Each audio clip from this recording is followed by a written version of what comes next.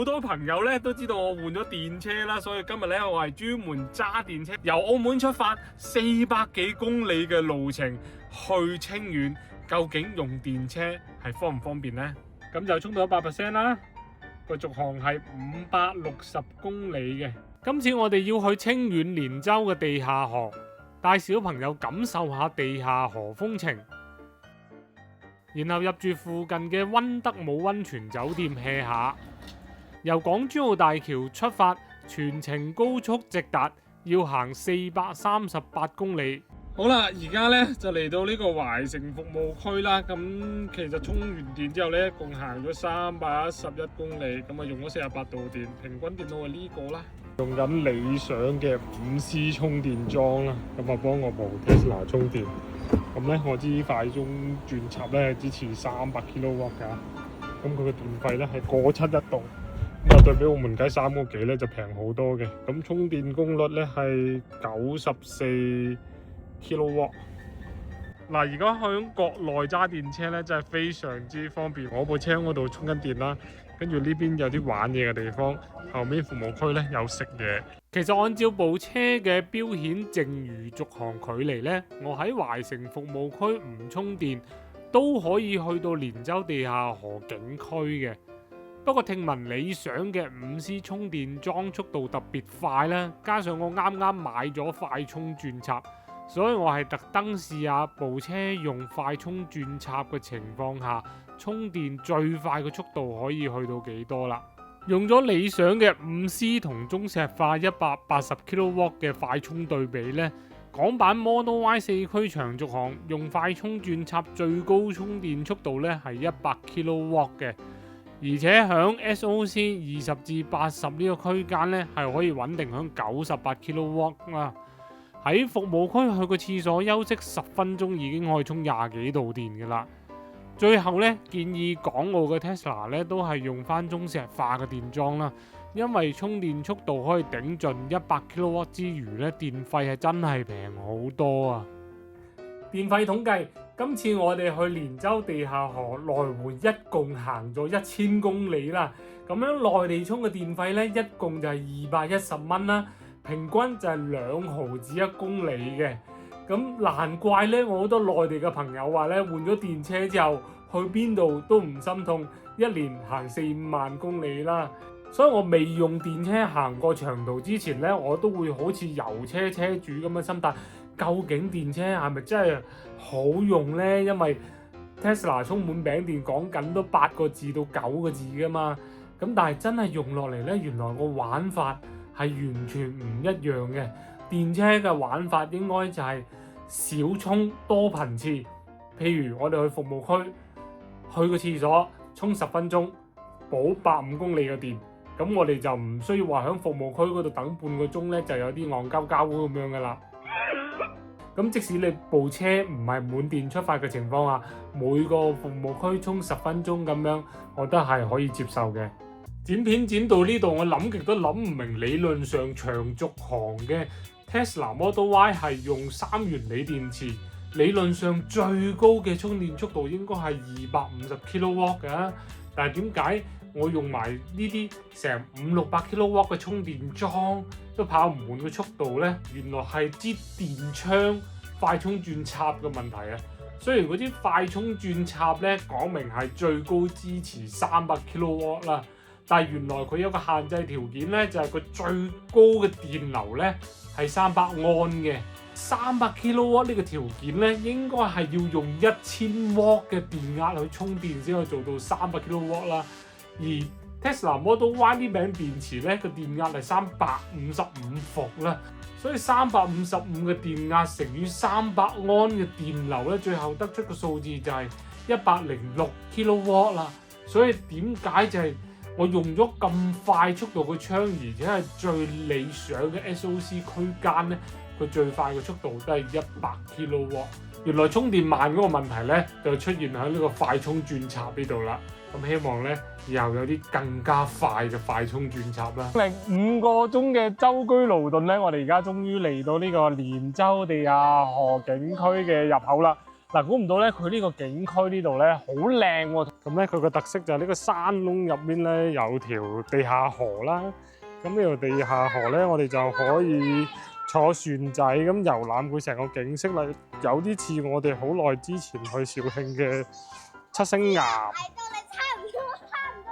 今日應該係因為落雨嘅關係，有啲霧氣入咗嚟喎，所以成個環境係一個仙境咁喎，煙霧彌漫嘅仙境。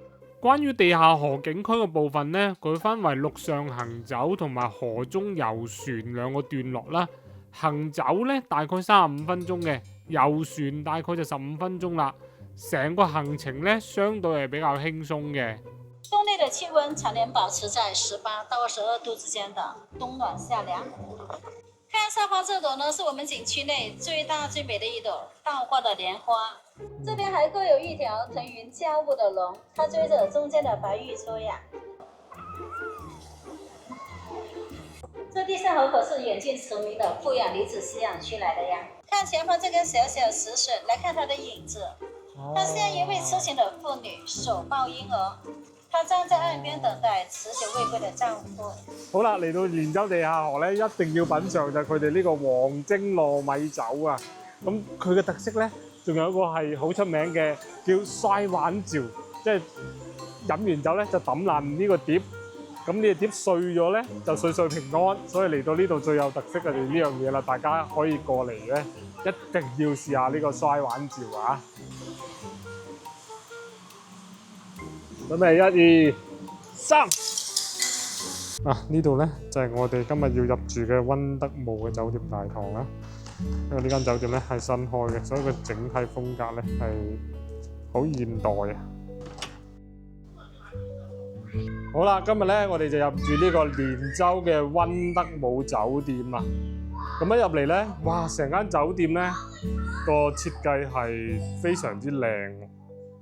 出邊個景又靚啦，見到啲綠色咧好靚喎，嗰啲綠色嗰啲樹木係好靚啊！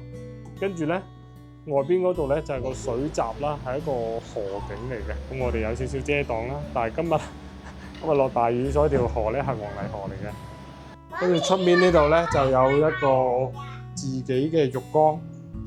咁但係呢個戶外風呂嘅隱私性咧係爭啲喎，因為佢呢個酒店嘅設計係 V 字形嘅喎，其實如果有人喺出邊浸風呂咧，就會睇到對方嗰度。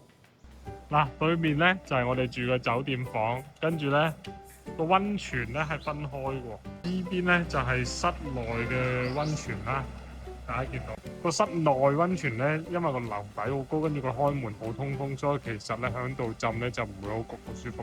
嗱，咁嗰啲泡池咧係好均勻咁分佈喺山上邊。嗱，山上邊有個鳥巢咁嘅嘢，又係泡池啦，跟住依邊又係泡池，跟住下邊嗰度又係泡池。而家喺邊啊？你哋？我哋喺個石頭度浸溫泉。嗱，咁佢嘅特色咧就係喺呢個山頭仔呢度咧就有個鳥巢溫泉，好舒服嘅。不過一定要睇準天氣先嚟，唔凍唔熱先好啊！酒店嘅設施除咗溫泉之外咧，仲有 Kids Club、健身房、棋牌室、洗衣房、停車場，仲有10支嘅國標慢速充電樁。星期六1拍2食嘅 package， 仲有自助餐添。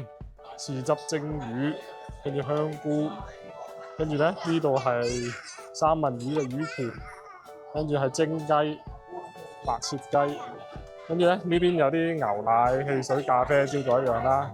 前邊呢度咧係沙律喎，咁啊沙律咧同朝早嘅早餐咧有啲相似啊，係重點啦。跟住沙律再過去咧就係一啲甜品啦，各式各樣嘅甜品。咁睇上去咧個樣都幾精神嘅。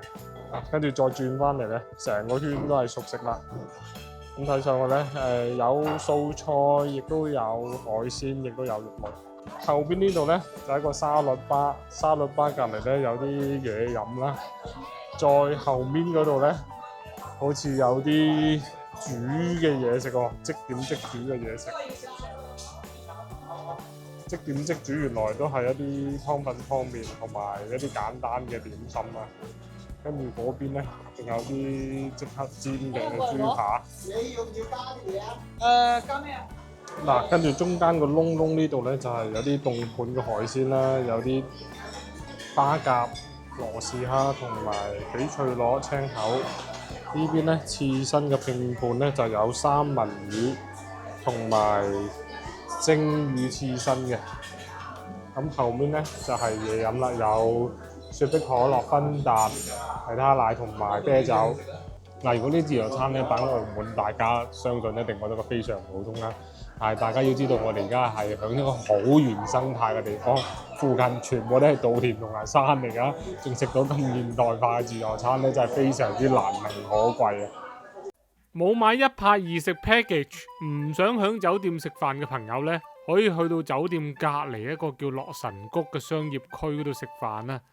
佢嗰度有間餐廳叫河畔土家菜館啊，老闆以前喺廣州著名餐廳鵝公村嗰度學師啦。所以佢哋餐廳嘅品質咧真係唔錯啊！另外就係樂神谷每晚7點半咧都會搞篝火晚會嘅，所以喺樂神谷呢度食完飯咧就可以喺度 hea 一下輕鬆下啦。對於美食愛好者嚟講，酒店附近嘅豐陽鎮佢哋嘅牛肉乾係非常出名嘅，有1000幾年嚟嘅歷史啦。凌晨4點鐘過去仲可以睇現場劏牛啊！感受呢個溫體牛嘅魅力啦！可唔可以參觀啊，老細？可以。係。哇，好靚啊！一般你哋咁樣燒要燒幾耐嗰啲牛肉？半個鐘咯。但係我咁買翻去可以擺幾耐啊？你冇急凍去保存1年都冇事。哦，急凍就保存1年，但係如果我就咁帶翻屋企，冇冰箱嘅情況下，可以擺幾耐咧？就擺2日。擺2日左右。哦，明白。